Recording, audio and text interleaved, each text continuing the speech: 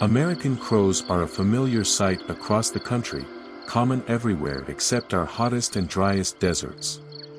While crows in folklore and fiction are often associated with trickery and death, a group of crows is, after all, called a murder. Recent research has shed new light on just how intelligent and family-oriented these birds can be. So throw out any preconceived notions you might have about crows, and get to know one of America's cleverest birds a little better below. Wondering what that big black bird is overhead? The American crow is one of just two species of crow commonly seen in the mainland United States, the other being the fish crow. Until recently, there was a third species called the northwestern crow, but it was absorbed into the American crow in 2020. Another species, the Tamaulipas crow, is an infrequent winter visitor to the southern tip of Texas. American crows are easy to confuse with fish crows, as well as their other close relative, the common raven. Luckily, there are some tricks for telling them apart. The fish crow is slightly smaller, but the surest way to distinguish it from an American crow is to listen for its distinctive nasal call. Fish crows typically stick near water and are most common near the Atlantic and Gulf coasts, but they also can extend far inland along river valleys. Common ravens are heftier, with a bigger beak, shaggier throat feathers, and a wedge-shaped tail. Listen for their croaking call. If you still have a hard time telling these species apart, don't beat yourself up too much. Crows and ravens are all members of the same genus, Corvus.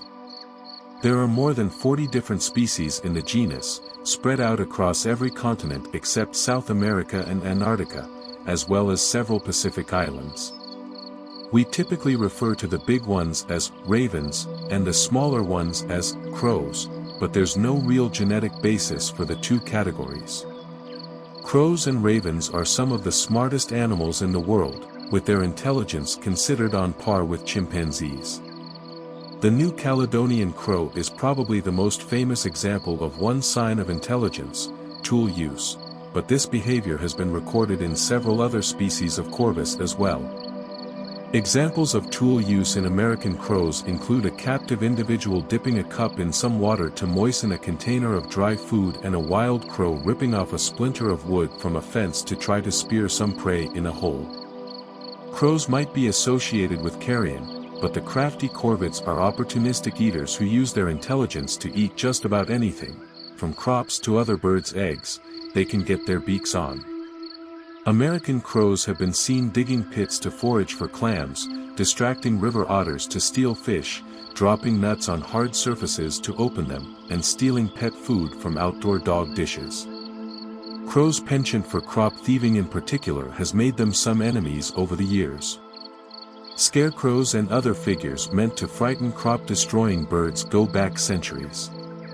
In the 1930s, there was even a brief attempt to eat away at their numbers by popularizing them as a dinner item. A man in Tulsa, Oklahoma hosted a series of crow banquets to prove how tasty the birds were, and apparently impressed the governor of Oklahoma so much that he established a Statehouse Crow Meat Lovers Association. Luckily for the crows, however, eating crow never really caught on. The fad faded by the early 1940s. That's probably for the best, because crow communities can hold a grudge for generations. A team of researchers at the University of Washington ran an experiment where they captured American crows in nets while wearing a caveman mask, then released them back onto campus.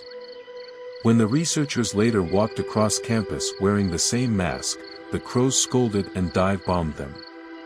More than 10 years after capturing just 7 crows, more than half of the crows on campus still raised the alarm at the sight of a caveman mask. Recent research has also shown that crows are also known to hold funerals and wakes.